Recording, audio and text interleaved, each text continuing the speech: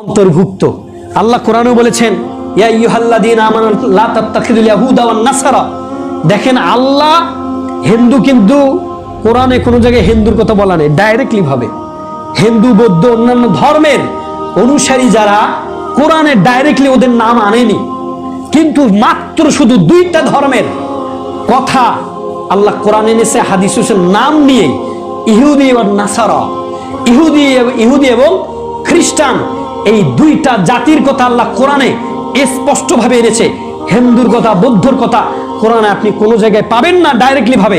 আল্লাহ এই দুই জাতির কথা বলার কারণ এরাই পৃথিবীর মধ্যে সবচেয়ে নিকৃষ্ট জাতি। এই দুই জাতি, এই দুই জাতি, যত জাতি রয়েছে পৃথিবীর মধ্যে সব জাতিকে কন্ট্রোল করে এই দুই জাতি।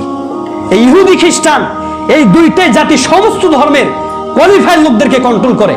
হিন্দুকে কন্ট্রোল করে, বৌদ্ধকে কন্ট্রোল করে, যার যত ধর্মের অবলম্বী লোক রয়েছে তাদেরকে এই দুই জাতি কন্ট্রোল করে, আর কেউ কন্ট্রোল করে না। আর এই দুই জাতির মধ্যে সবচেয়ে যে জাতি কন্ট্রোল করছে সেটা হচ্ছে ইহুদি জাতি। এই ইহুদি জাতি সবচেয়ে বড় খারাপ।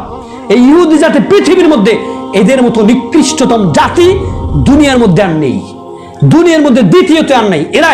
এরা এদের নবীদের জামানায় এরা অসংখ্য নবীকে হত্যা করে ফেলেছে, এরা অসংখ্য নবীকে হত্যা করে ফেলেছে, অসংখ্য রাসূলকেও হত্যা করে ফেলেছে। এমনও বর্ণনা রয়েছে একদিনে, যদি কেউ বলেছেন এটা হচ্ছে সঠিক না, একদিনে ৭০ জন অথবা ৭০,০০০ নবীকে, ৭০ জন নবীকে তারা হত্যা করেছে একদিনে। এই বনি ইসরায়েল জাতি, এই ইহুদি জাতি এত নিকৃষ্ট।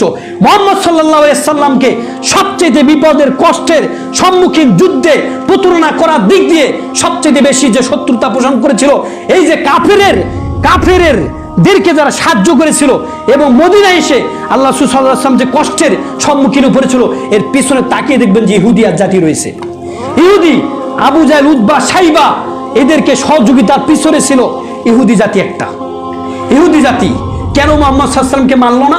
মুহাম্মদ তাদের ধর্মের থেকে আসলো না, তাদের গোত্র থেকে আসলো না, বিদায় আর মানলো না। এই যে ইহুদি জাতি খাজরাজ এবং আউস গোত্র ছিল মদিনায়, এই খাজরাজ গোত্র নবী সাল্লাল্লাহু আলাইহি সাল্লামের পরিচয় পাইছে কার কাছ থেকে জানেন? এই ইহুদি জাতির কাছ থেকে। তারা মুহাম্মদ সাল্লাল্লাহু আলাইহি সাল্লামের নবুয়তের কথা আগে বলছে, আমাদের মধ্যে একজন ব্যক্তি আসবে, তার নাম এই হবে, এরকম দেখতে হবে। খাজরাজ গোত্র যখন দেখলো যে মুহাম্মদ সাল্লাল্লাহু আলাইহি সাল্লামের তো তার মধ্যে এটা রয়েছে, তিনি তো নবী, তখন তারা ইহুদিদের আগে এই খাজরাজ গোত্র মুহাম্মদ সাল্লাল্লাহু আলাইহি সাল্লামের হাতে ইসলাম ধর্ম গ্রহণ করলো। এই ইহুদিরা কিন্তু যখন দেখলো যে তাদের মতের বিরুদ্ধে, তাদের আদর্শ বিরুদ্ধে, তাদের গোত্র থেকে আসলো, তারা আর মানলো না। এই ইহুদি জাতি আর মুহাম্মদ সাল্লাল্লাহু আলাইহি সাল্লামকে মানলো না। এই পৃথিবীর মধ্যে যত ধর্মের অবলম্বী রয়েছে তাদেরকেই কন্ট্রোল করে।